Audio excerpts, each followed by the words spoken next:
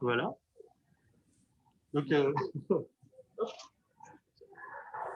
bonjour et bienvenue. C'est une conférence de Rachel Aronoff qui fait partie du BioFab Lab de Lausanne Aquarium et qui va nous parler de divers projets d'aquarium, tels que par exemple le projet de jardinage urbain. Voilà, donc Rachel est par Zoom. Aujourd'hui, on va enregistrer la conférence. Donc, vous allez pouvoir voir ici. Alors, malheureusement, il y a un petit peu trop de luminosité pour que ça sera encore plus tard. Effectivement, mais du coup, voilà. Donc, Rachel, je te passe la parole. Merci Yannick. Bonjour à tout le monde. Bonjour. Est-ce que vous pouvez m'entendre? Ok, très bien. Donc, je suis très heureuse d'avoir l'opportunité de parler de notre projet de jardinage urbain. Aquarium est un laboratoire public près de Lausanne. On a pour but à démocratiser la recherche pour tout le monde. Ce projet de jardinage urbain, c'était avec les plantes de petits pois et les bactéries symbiotiques qui vont dans les racines et aident les plantes à utiliser l'azote pour faire bien sûr les petits pois. Et je vais un peu parler de le laboratoire, de ce projet et les 3 années, on a eu les gens participer pour faire ce projet et même si la pandémie est très dure pour tout le monde, durant cette 3e année de ce projet, en fait, peut-être ça a aidé parce que c'est la première année on a eu les résultats pas mal.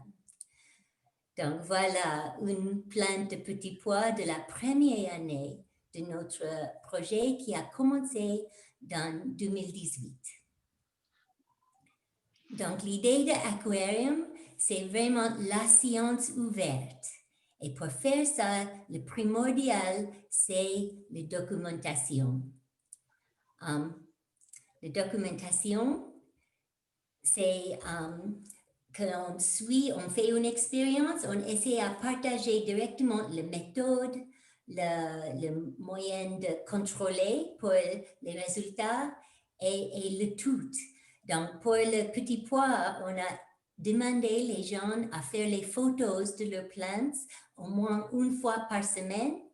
Et cette année, j'ai eu même quelques qui ont fait le time-lapse, comme les plantes étaient en train de pousser. Mais en fait, la science ouverte n'était pas vraiment connue pour moi jusqu'à il y a 5 ans. J'ai beaucoup d'expérience pour la moléculaire biologie et j'ai aussi fondé une association moi-même nommée AGIR, Action pour l'intégrité génomique via la recherche. Et l'idée, c'est qu'il y a beaucoup de choses dans la vie qui peuvent faire les problèmes pour nos santé. Et l'ADN, l'ARN, toutes les molécules dans nos cellules peuvent être quelquefois protégées. Et j'ai commencé à agir il y a presque plus que 7 ans. Et Aquarium était commencé c'est déjà 6 ans. Donc, quand j'ai découvert Aquarium, j'ai dit, je vais faire mes expériences pour agir là-bas. Parce que le hacking chez Aquarium, c'est vraiment l'idée de partage, le savoir et le savoir-faire. Et on ne veut pas du tout faire le hacking comme on parlait dans les médias, avec, pour voler l'identité, les choses comme ça. Donc, on a vraiment un code d'éthique avec la transparence, la sécurité.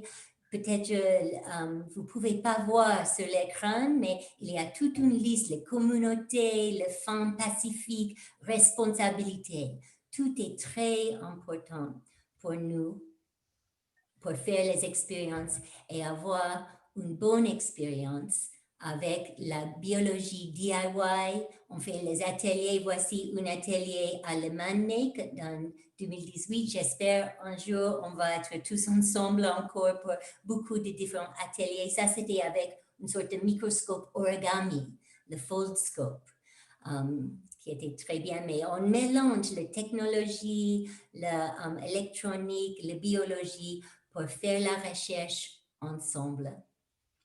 Et comme ça, on peut vraiment apprendre en faisant. Donc, ce projet de jardinage urbain est vraiment partie de notre challenge de devenir ce laboratoire durable. On a quelques idées pour le financement de la recherche, des ateliers à Google, les spin-offs, peut-être les boursières de recherche pour nous joindre. Mais ce projet de jardinage urbain, on a pensé, si on a le très bon résultat, peut-être ça peut nous aider à payer le loyer, qui n'est pas toujours facile, seulement basé sur la recherche participative. Et il y a beaucoup d'autres projets de la recherche participative. Quelquefois, les gens parlent de sciences citoyennes.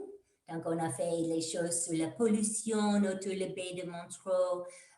Je peux parler pour des heures sur l'intégrité génomique et mes essais à faire le chick cell chip pour voir si l'ADN est cassé dans nos propres cellules. Mais aujourd'hui, je parlais de ces plantes de petits pois avec les bactéries symbiotiques. Donc, c'est quoi ça? En fait, les bactéries et les racines de le petit pois entrent dans une sorte de symbiosis où les racines tournent autour de la bactérie et fait une sorte de chambre anaérobique. Et comme ça, les bactéries peuvent faire le métabolisme sur l'azote pour donner ça à la plante pour qu'elle puisse pousser mieux. Et cette méthode est vraiment largement utilisée dans la grande agriculture. Il y a les gens en Californie, en Australie, ils disent, si tu n'as pas les bactéries symbiotiques avec tes graines, tu ne vas pas avoir une bonne récolte. Et on a voulu voir, est-ce que ça c'est juste? Est-ce que c'est quelque chose qui est nécessaire pour une bonne récolte? Moi, j'ai poussé les petits pois pour beaucoup d'années, plus que 20. Et normalement, je n'ai pas une grande récolte. Peut-être c'est les bactéries qui m'ont manqué. Comme nous avons notre propre microbiome qui fait notre corps heureux et en santé, le monde a son microbiome. Et peut-être ça va aider pour le jardinage urbain. Donc, on a décidé de faire l'expérience directement. On a eu les graines de petits pois à germer et on a poussé les bactéries, les bonnes bactéries que j'ai confirmées par sa séquence et tous. Et on a eu juste un groupe A et un groupe B. Le vrai inoculé avec les bactéries et les uns qui sont faux inoculés. On dit mock inoculation en anglais. Donc, mais il faut faire tous à la bonne souche de bactéries, de graines de petits pois, le bon média, le liquide pour pousser les bactéries est spécial. Et il faut la bonne méthode. Et ça, c'était ma première fois à faire cette sorte d'expérience, même si j'ai eu un peu d'expert advice. Mais aussi la bonne saison. Donc, c'était très intéressant et je suis contente de parler. Et on a fait, comme j'ai dit, pour commencer, 3 ans de suite. Donc, la première fois, c'était 2018. Et on a eu à la fin 15 pots par part. Donc, c'était aveugle. Les gens ne savaient pas le A ou le B. Quelle a la bactérie? Et on a eu quelques plantes supplémentaires. Et les participants ont pu choisir leurs conditions de croissance. Ils ont pu laisser dans le pot donné ou soit ils peuvent mettre dans le jardin, soit ils peuvent mettre sur le balcon. L'idée était à tester les différentes sortes de jardinage urbain en fait. Et comme j'ai dit, tout le monde a dû faire au moins une photo par semaine de leurs plantes et fait les comptes de récolte, les gousses et les pois. Et je vais parler plus de chaque année, mais voici de cette année, 2020, dans mon propre jardin, en fait. Donc, le groupe A dans le jardin, c'est là. Le groupe B, c'est là. Et j'ai eu, en fait, 2 autres control patches qui, les plantes étaient plus serrées. Et ça, elles étaient les plantes distribuées. Et j'ai eu aussi les pots avec 3 différentes sortes de compost. Et beaucoup de gens qui ont participé cette année ont dû soit les pots et les jardins, quelquefois les deux. Mais donc, voici une partie de la récolte cette année. Et peut-être vous pouvez voir, c'est quelques différents groupes, mais j'ai appris beaucoup sur le petit pois en faisant cette expérience. Parce que tu vois ici, il y a les super grandes et les petites. Peut-être vous ne pouvez pas voir ça. Mais en fait, ces plantes étaient de la même groupe. Et ça va? Salut! Et voilà, les grandes graines là et les petites graines. En fait, ces petites graines étaient il y a eu 2 plantes qui étaient un peu miniatures, comme elles étaient midgets. Et ils ont fait les pois midgets aussi. Et donc, peut-être les grands pois fait les plus grosses graines. Je n'ai pas su ça avant. Mais bon. On n'a pas eu toujours la facilité de cette année, mais ce n'était pas facile non plus. Mais les premières années, les premières 2 années, on a eu vraiment les problèmes graves. Et je pense cette 3e fois, même avec cette pandémie, on était un peu chanceuse. Donc, je vais juste dire vite, comme on a eu les problèmes. La première année, en fait, quand j'ai germé les graines, la première fois, j'ai suivi quelque chose, j'ai trouvé sur l'Internet. Je n'ai pas germé comme normal pour moi, avec les papiers. J'ai fait juste dans l'eau et en fait, toutes les graines étaient pourries. Donc, j'ai dû recommencer le tout. J'ai dû refaire la culture bactérienne aussi. Et donc, pour la première année, 2018, on a eu un record de monde de récolte tardive. Je pense dans la vie, c'était le 1er octobre 2018, comme ça, c'était le dernier gousse de petits pois que j'ai fait. Et bien sûr, l'année passée, on a eu aussi le grand canicule. Et je vais montrer comment ça s'était passé avec quelques de nos participants. Et voilà, cette année, c'était pas mal. Donc, ça, c'est une image d'une personne qui a reçu ses pots de plantes A et B. Et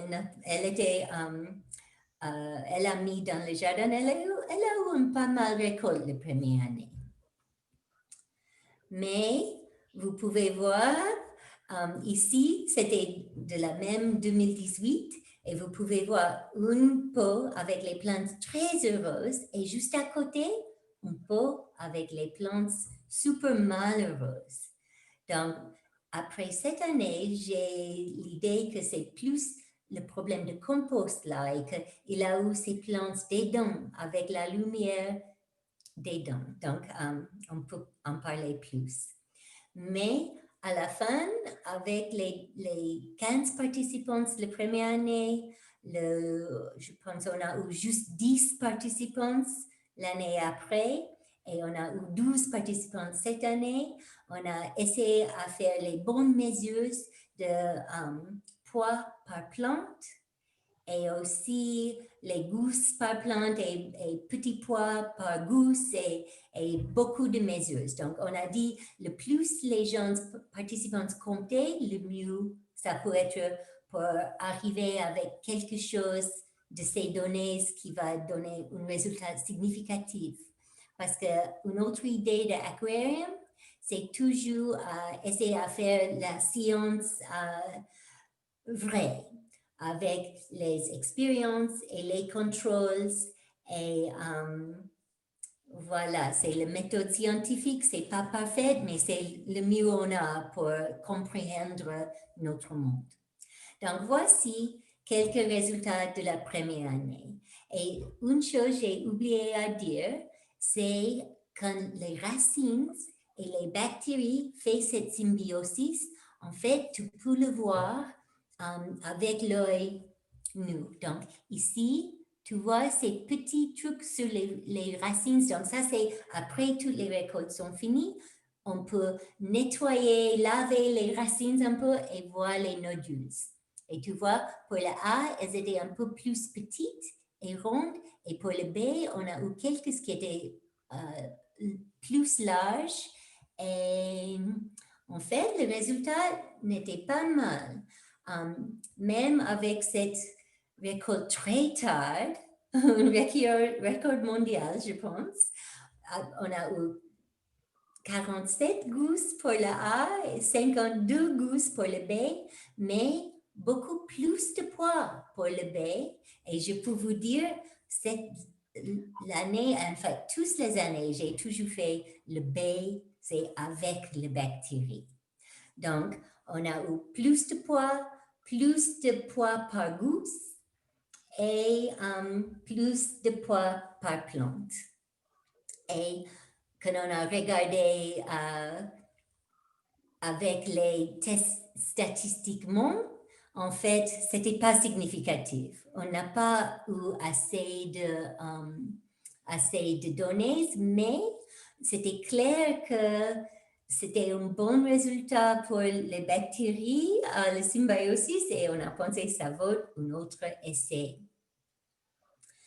Donc, pour la deuxième année, on a essayé de trouver beaucoup de gens de faire ça. Et ça, c'est un exemple de la petite brochure que j'ai fait pour un peu faire le pub pour ce projet. Et donc, je ne sais pas si quelqu'un d'entre vous sont aussi les jardiniers et aiment faire les potagers chez vous. Mais on espère qu'on va faire une 4e année pour l'année prochaine. Donc, ça, c'était un peu les images qu'on a eues avec les cultures de bactéries, avec une première récolte et quelque chose que vous avez vu déjà. Donc, pour le printemps 2019, j'ai eu les très bons commencements avec les bactéries et j'ai pensé que je peux vous montrer plus près sur le microscope. C'est une sorte de bactérie, donc ça, c'est 1000 fois le grossissement. Donc, chaque cellule est une petite graine comme le riz en rose, donc gram-negative coli, on dit. Et ça poussait bien, j'ai fait les germinations bien, il n'a pas eu les problèmes de graines. Mais en fait, la chose qui était très triste l'année 2019 était les plateaux de semis. Quand je l'ai mis à l'extérieur, en fait, les plupart n'étaient pas bien poussées. Les plupart sont mortes. Donc, ça, c'était mon deuxième année. Qu'est-ce que j'ai pu faire? En fait, j'ai eu ces 2 traits. Elles étaient juste dans le labo. Après, j'ai fait l'inoculation et le faux inoculation. J'ai eu ces 2 traits dans le labo et donc ils étaient dans l'intérieur. Mais ces grands plateaux de semis à l'extérieur, la plupart étaient mortes. Donc, la seule chose que j'ai pu faire, en fait, c'était juste redistribuer les quelques qui étaient restés dans le grand plateau et les unes qui étaient dans le labo. Et à la fin, j'ai seulement eu 10 paires de A et B plantes pour donner aux participants. Et l'année a commencé pas mal. Voici le jardin d'une de notre participants. Vous pouvez voir les plantes A, les plantes B. Ils ont essayé à éviter les mauvaises herbes qui sont quelquefois très problématiques. Ils prennent la nourriture. Voici une autre plus tard, peut-être il y a 3 semaines, 1 mois après.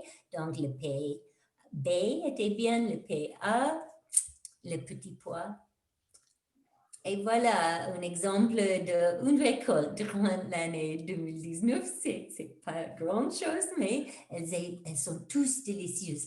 Si je peux recommander une chose, c'est vraiment, si vous poussez les petits pois, vous prendrez assez d'eau. Elles sont juteuses et sucrées. C'est mieux que le bonbon. Mais l'année 2019 a eu ce problème de canicule. On a eu les plantes qui ont juste commencé à mourir. Mais quelques participants ont fait les très jolies données avec les pictures. Ils ont mesuré combien de feuilles, combien de fleurs. C'était vraiment un magnifique effort. Et à la fin, en fait, avec cette canicule, on n'a pas eu une grande récolte du tout. Donc, on a eu juste pour le A, 45 gousses et pour le B, 33 gousses. Et pour le A plants, on a eu plus de 8 plantes de plus. Et à la fin, il n'a pas eu une grande différence du tout pour le moyen de poids par gousse, pas du tout comme l'année avant. Et ici, vous pouvez voir comme c'était arrivé durant la canicule. Donc, vous pouvez ici voir les jolies plantes avec le baby goose, beaucoup de fleurs pour les deux, A et B. Mais dans 3 semaines, les mêmes pots, vous pouvez voir, elles étaient vraiment toutes séchées, même ces pauvres gousses avec les petits rien du tout, mais c'est d'autres pots, c'est toujours bien. Donc, ça c'était impressionnant. Donc, cette année était vraiment gâchée. Et à la fin, on a eu un peu 2 pots par plant, rien du tout significatif. Donc, après cette canicule, on a fait beaucoup de planning pour avoir une 2020 super bon, bien sûr, avant la pandémie. On a pensé on va avoir quelques parcelles de base juste à la labo. On va faire les groupes scolaires. On a eu une prof à Écoublanc qui était d'accord. Et on a pensé on va faire le même qu'avant, la terre, le pot, le même inoculat. Mais voilà, c'était Corona.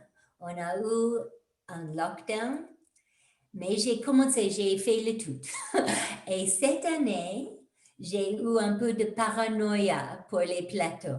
Donc, vous pouvez voir maintenant, il y a un plateau pour A, un pour B, et cette année, durant le printemps, parce que j'étais chez nous, j'ai pu prendre les plateaux et mettre dans le soleil et bouger dans le soleil. Et si c'était froid, si c'était trop de pluie, j'ai rentré là-dedans ma maison. Donc, avec cette paranoïa, c'était un peu difficile pour la vie de famille parce que c'était toujours dans la salle à manger que j'ai pris les plateaux le soir. Mais bon, ça a marché.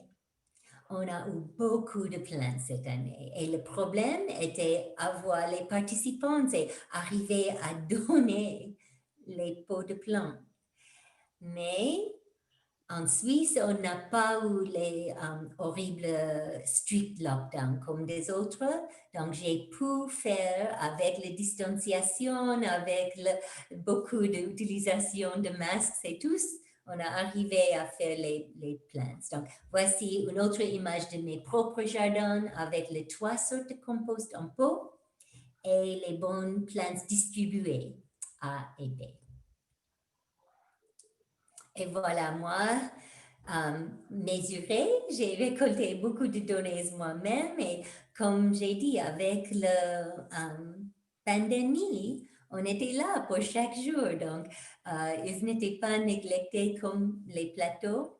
Et voici aussi une image de oh non, oups. Désolée, quelquefois c'est précis pour faire un peu étudier. Mais bon, j'ai parlé avec le monsieur, le fermier de région, et voici son gros spray de petits pois. Et en fait, il n'utilise pas du tout les bactéries pour inoculation. Dans notre sol, ici en Suisse, apparemment, il y a assez de jolies bactéries symbiotiques parce qu'on a même regardé les nodules sur les racines. Mais pour le jardinage urbain, on a pensé que ça vaut toujours la peine à faire les expériences et avec cette année de pandémie, en fait, avec les tests statistiques sur tous les moyens de toutes les données qu'on a reçues, et ça c'est aussi un problème, c'est les volontaires, les gens qui ne sont pas payés, donc on peut seulement encourager, on ne peut pas pousser pour les boutoirs, les dates boutoirs. Mais bon, en fait, quand tu regardes pour le petit pois par plante, le moyen, c'était significatif. Avec le B, avec la bactérie, on a eu un peu 24 pois par plante. Et sans la bactérie A, on a eu à peu près 16 pois par plante. Donc, juste pour un peu plus de précision, ça c'était le moyen des données. Donc, quelquefois c'est important aussi à regarder un peu chaque individu. Donc, avec notre 12 participants, on a eu les données complètes juste pour 8. Mais on a eu un peu une partie de données pour 10 au moins. C'était vraiment juste 2 qui n'ont presque rien du tout, peut-être une photo. Mais un peu de ça, c'était la malchance. Comme pour David, il a eu le problème de limaces. Il a eu un nouvel système pour arrosage et ça a attiré trop de limaces. Il a dit, il a eu les jolies gousses qui étaient toutes mangées, il n'a pas pu compter. Voilà. Donc, un autre David, il a eu un problème de jardin trop serré. Donc, les plantes étaient dans l'ombre. Et je vais montrer juste la plupart de ça. Donc, ici, vous pouvez voir pour le A et le B, combien de pois par plante. C'est l'axe ici. Et chaque personne qui a eu la plupart des données au moins. Donc, Michel et Yvonne ont eu vraiment jolies récoltes et une bonne amélioration avec les bactéries. Et moi, dans mon groupe distribué, c'était aussi pas mal. C'était pas beaucoup, mais c'était pas mal, je vais dire. Mais vous pouvez voir pour quelques, comme voici David B, qui a eu le problème de ombre sur leurs plantes. Elles n'étaient pas très heureuses, mais vous pouvez voir toujours le B, c'était plus de récolte que le A. Mais pour le moyen, si on laissait ça de David, pour quand on travaille les chiffres,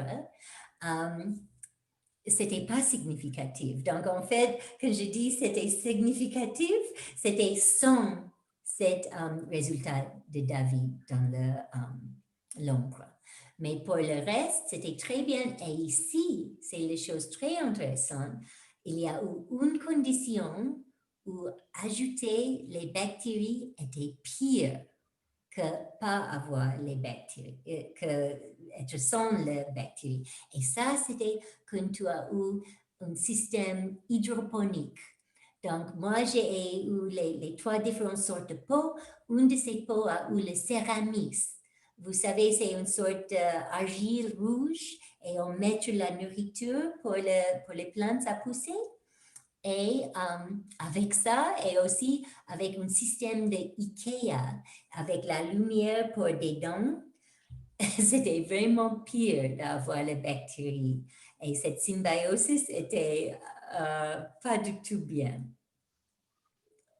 Donc, quelques ont fait même les time-lapses comme les plantes ont poussé.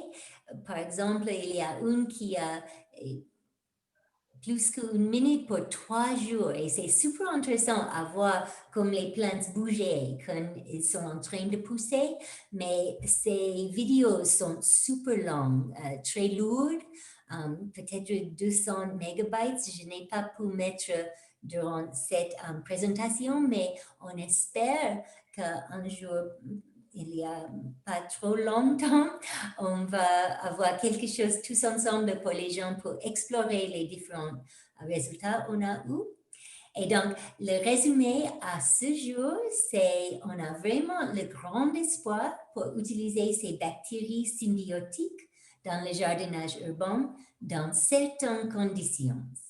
C'est la plupart pour dans le jardin, mais pas du tout, c'est pas recommandé d'utiliser ça dans les systèmes hydroponiques. Et moi, je dois dire, c'est vraiment une de mes meilleures récoltes personnelles de petits pois cette année. C'était magnifique. Voici la récolte d'un jour. Et vous pouvez voir pour le distributed A et B, voici, ça c'est le A et ça c'est le B. Et vous pouvez, pour les baies, elles sont tous longues. Je dois dire, chaque gousse, le maximum, c'est 8 graines de petits pois. Et vous pouvez dire, voilà, le baie était le plus tout large avec les 8 graines. Et pour le A, il y a eu beaucoup avec les différents numéros de graines là-dedans. Et quelquefois, ils ont eu les uns qui n'ont pas développé, comme vous avez vu. Pour l'année prochaine, pour la 4e fois, le printemps 2021, si vous voulez participer, s'il vous plaît, écrivez-nous à hello@aquarium.ch. On espère faire encore une fois et même plus large et j'espère avec plus de réussite. Et oui, elles sont super jolies et si vous avez les questions, je ne sais pas combien. Oh, je n'ai pas fait trop longtemps. Voici, merci pour votre attention et au plaisir de parler plus. Tous les projets aquarium sont vraiment pour tout le monde à refaire, à partager, c'est vraiment faire ensemble.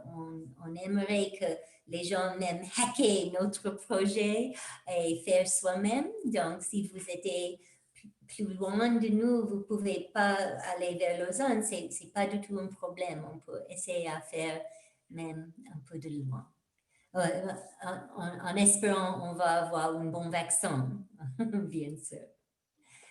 Si vous avez les questions, avec plaisir, je peux répondre. Oui, moi j'ai une question. Ces bactéries symbiotiques, vous les obtenez comment? Oui, donc en fait, j'ai commandé la première année, on a commandé d'un truc nommé ATCC. C'est très cher, en fait. C'est The American Culture Collection. Et c'était une grande dépense pour aquarium où on essayait à faire basse-coûte pour les bactéries.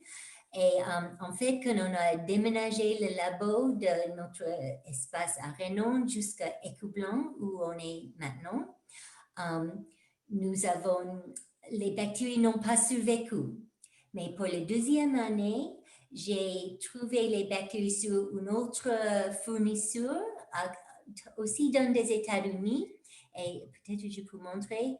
Donc, c'est Rhizobium leguminosum.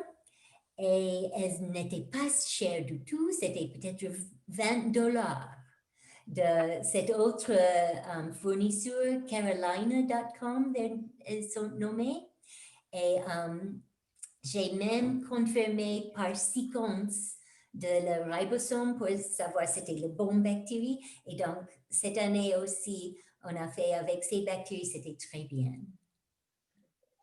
Donc, mais il y a les gens qui ont pris les bactéries sauvages de la part de les nodules.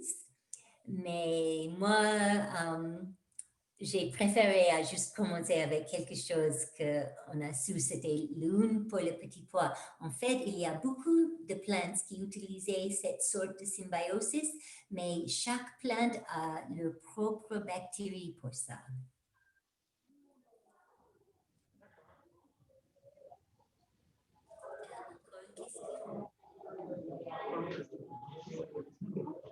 Est-ce que vous avez d'autres questions? Moi, c'est pas d'autres questions. Salut. Est-ce que quelqu'un est intéressé à pousser le petit point l'année prochaine? Oui, pourquoi pas. J'en ai eu cette année, mais ça n'a pas beaucoup donné. Mais j'avais dû trop les serrer. Oui, c'est clair. Les mauvaises herbes, ça prend le nutriment. Si elles sont trop serrées, c'est très difficile d'avoir une bonne récolte.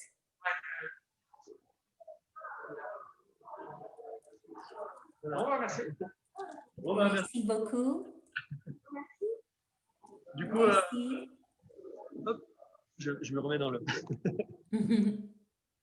Je peux aussi partager le lien pour la présentation si quelqu'un le veut.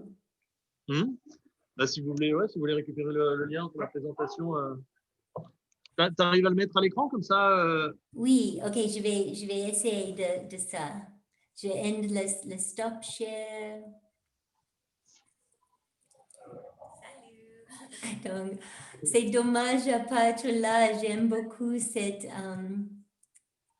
château. Donc, voilà. Tu le mets dans le chat? J'essaie un copy-paste. Oui, je vais mettre dans le chat. Et où est le Zoom maintenant? Ok, le chat. Voilà. So, ça, c'est le lien pour la présentation. Et wiki.hql.